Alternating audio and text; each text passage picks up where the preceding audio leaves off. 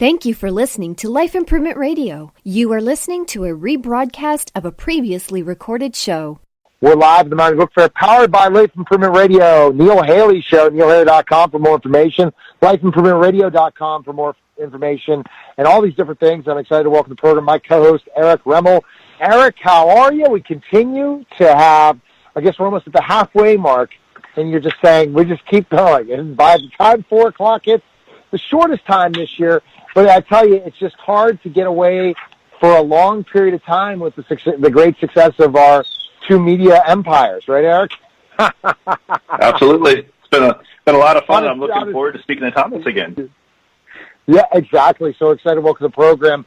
Author Thomas Swick, he is the travel expert in so many ways, author of The Joys of Travel. How are you, Thomas? I'm not going to ask that same question I ask everyone. This is the first time you've been at the Mountain Book Fair. We know you've been there countless times, and you are a travel writer. How are you, Thomas? I'm good, and it's always nice to be back at the book fair. How many times have you been an attendee? Well, I've been an attendee. Probably it's 35 years old, the fair this year, and I started coming when it was probably 6 years old. I've probably been here about 25 times. And would you consider, because Thomas, your experience as a travel writer, if you've been there so many times as an author, this is really, you're one of the most successful travel writers out there, right? Would you agree? Out that because of your experience and how many years? I don't know if I would. I don't know if I'd say that, but I've been doing it a while. Yeah. And sometimes what's interesting, Eric, about Thomas is Thomas will write about places to travel that not always are the most exciting, but they're very intriguing, right, Thomas? You're not deciding to go to the most gorgeous places in the world. You want to go and give us experiences. Yeah, and I think it's easier to have those experiences in what I call unsung places. You know, the places that a lot of the tourists avoid. And you go to these places, and the people are really kind of happy to see you. They're not overrun with tourists, so they kind of appreciate that you've come and you're showing an interest in them and their culture. And that's where I've had the most meaningful experiences. Very interesting, and it's those experiences that the people are more about travel than sometimes, and the place more than the experience of taking a break, right? That's how you are as a travel writer. Yeah, people are essential, for basically just helping you get around. You know, you have to ask the locals for deeper knowledge about a place and insight, and then even sometimes, if you're lucky, you get this emotional connection. These people that you meet sometimes become friends, and then this place is not just where you had your vacation. It's now the home of your new friends. And this book that I'm speaking about here at the book fair is called The Joys of Travel, as you said, and it basically looks at what I think are the 7 fundamental pleasures of travel. It's the real reasons people travel. And it begins with anticipation before the trip, and it ends with a heightened appreciation of home when you come back from the trip. Yeah, and that joy. So this is a little different for you, Thomas. As I kind of defined who you are as a travel writer, we're talking about the joys. But in writing about the joys sometimes are not always what we look at in travel, because you have to keep that theme of how you write as a travel writer, but you wanted to say, well, these are joys that I define as joys, Thomas, right? More than right. And a lot of people that travel, yeah. Yeah, I wanted to really look at, as I said, I've been a travel writer for quite a while, and when you tell people what you do for a living, that you're a travel writer, the response is almost always enthusiastic. People just love traveling. And I started asking myself, what is it? What do people love so much about travel? And it's the sites that get all the attention. The monuments, the Eiffel Tower, the Taj Mahal, the Colosseum, all these things that people go to see. But it's often the things you see on the way to the sites that you weren't expecting, the things in the neighborhood that you're staying in. Again, it's the people you meet. There's a lot more to travel than just sightseeing, and that's what I wanted this book to just kind of open up people's eyes, those who don't travel, to the, what they're missing, and then even those people who do travel, to try to kind of make them appreciate maybe some of the things they're not appreciating. The second joy, for example, is movement. I mean, movement gives us physical pleasure. It's why mothers pick up their babies when they're crying.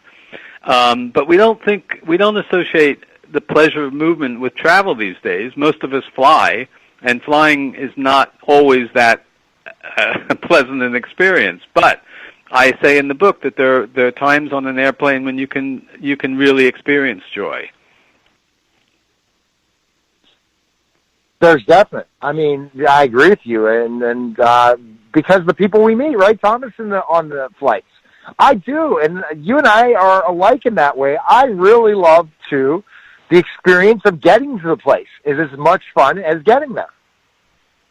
Yeah, and Eric, I've noticed too when I But, and when I travel, I usually go to maybe a couple cities on the one trip, and I'm in a city maybe for 5 or 6 days. And I'm walking around, I'm starting to get a little, it's getting a little tired of that place. I get on a train to the next city, and as soon as that train starts pulling out of the station, I say, I'm traveling now. Even though I'm away and I have been traveling, I've just been stuck in that one city. But as soon as that train heads off down the tracks, and I see the city open up to countryside, then I have that feeling of travel, of movement, and it's wonderful. It is. Yep, I totally agree, Neil. I'm about to take a road trip for the holiday. And that's the whole point, the whole joy of the trip. The holiday is the smallest part, but you do a 5-day road trip there, back and around. So I have to agree.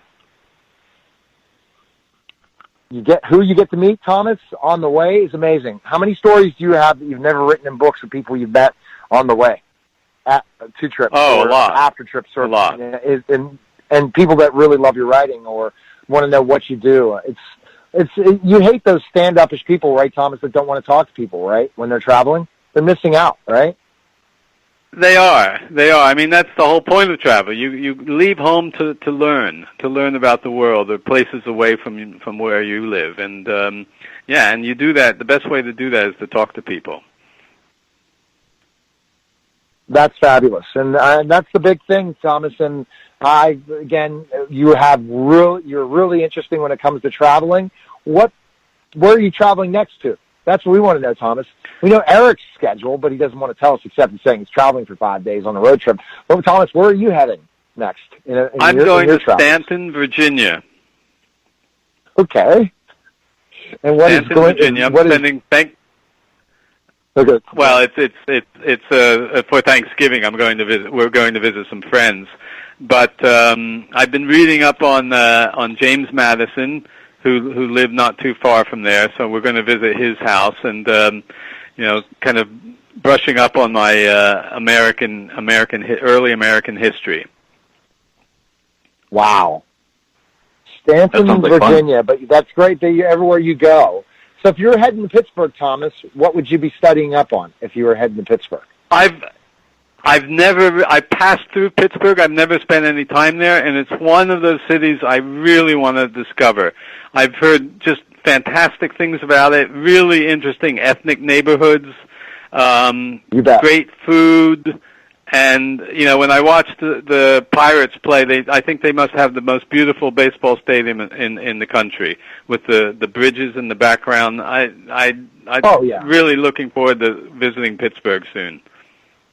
Well, Thomas, you got to write in your travel book a story about Pittsburgh. You can go and step on the toes of the local writers in Pittsburgh and write a travel book because, honestly, it would be a hit. Because, Thomas, if you wrote your next book, a travel book about Pittsburgh, you would have people buy this book all over the country that are just Pittsburghers.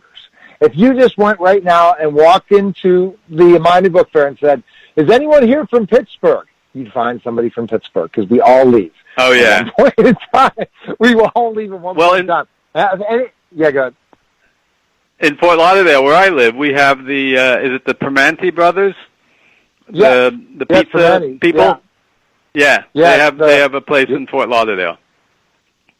Exactly. Pittsburgh is everywhere. It rules the world. I'm kidding. But the Steelers rule the world, and they're going to win the Super Bowl this year, Eric. Bank on it. Well, Super Bowl this year. I was born in Easton. I was born in Easton, Pennsylvania, and lived in Philadelphia. So I hate to tell you, but I'm an Eagles fan. You finally won a Super Bowl, so you got your one. I know. Our five, and that was a great victory last year. Yeah, absolutely. Well, good talking to you, Thomas. Thanks for coming on the show. And best place we can find info on you is your website, right? Right, Thomas? Right. Thanks very much. Good to talk to you again. Thanks again. Okay. Bye-bye. Bye. You're listening to the Neil Haley Show, powered by Life Improvement Radio, live from the Miami Book Fair, and we'll be back in just a moment. Thank you for listening to Life Improvement Radio. The views expressed by show hosts or their guests are their own and shall not be construed in any way as advice from Life Improvement Radio. We make no recommendations or endorsements for radio show programs, services, or products mentioned on air or on our website. Personal perspectives expressed by the producers, writers, or editors will always be presented as such. Any rebroadcast or retransmission without the expressed written consent of Life Improvement Radio is strictly prohibited. Thanks for listening.